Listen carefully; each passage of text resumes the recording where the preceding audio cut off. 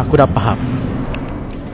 Fuck you. Okey Zam, Beng dah faham ke? Login. Bodoh, aku baru lepas cakap aku faham, sial. Tapi dia tak nak stun siap benda tu. Kau tengok Lagu aku kat gemuruh Beng. Pasang Pode te dar sacode, se é nova do dado. Kau tengok aku kerjakan dia. Bagi bleeding.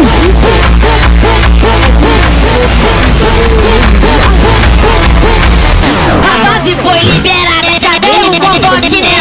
Depois que ela podia grava nela. Tapi betul siap. Tung lagu tu Beng. Tapi betul siap. Rancia. Tapi Lagu betul Rally siap. biar tenang.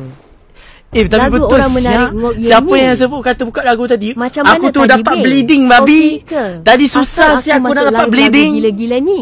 Tahu pun kau. Sama je. Tak ada aku Tu lagi kau okey play ni. fokus. Tak Aci pasang lagu Beng kesian dekat yang tak pasang lagu. Okay. Aku Off lagu Beng. nak off lagu lagi Ya. boring babi. Betul tengkorak kau. Bodoh berapa kali siap. Babi. Nampak? Ya Allah. Nanti jadi pagi relax. Ah!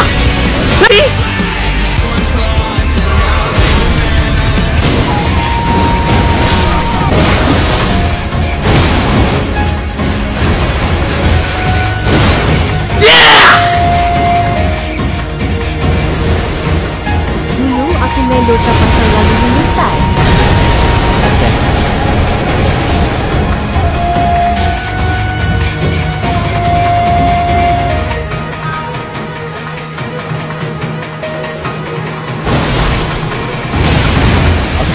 Aku tak biasa lagi. Sakit sangat tu waktu S2 tak boleh tambah blue dengan serangan bayangan. Tak ada.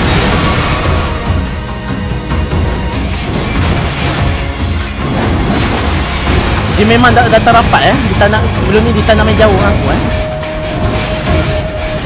Dia target nak habiskan stamina aku.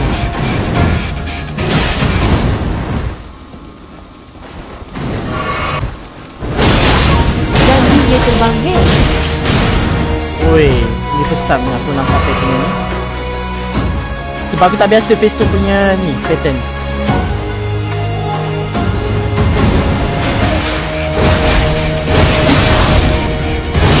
Oh! Aku habis nak kena water flow dance.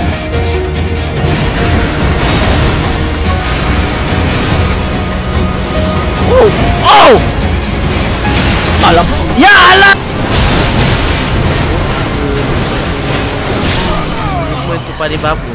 Blade of Mikala. Kau jangan sampai satu tahap aku cari satu weapon. Selain pada Blasphemous Yes, Sword. weapon to make a blowdown tak lagi ringan. Memang kau mati je lagi ya. Aku tak boleh ya. Kalau macam ni sabar. Aku ingat ada seorang kat TikTok tu di mesej aku. Dia cakap ada Free satu Reduvia Beng. ada tempat ni akan bagi aku teleport pergi tempat mob. Aku nak pergi sana. Aku dan kepala otak aku sekarang, kau tahu aku nak dapatkan apa?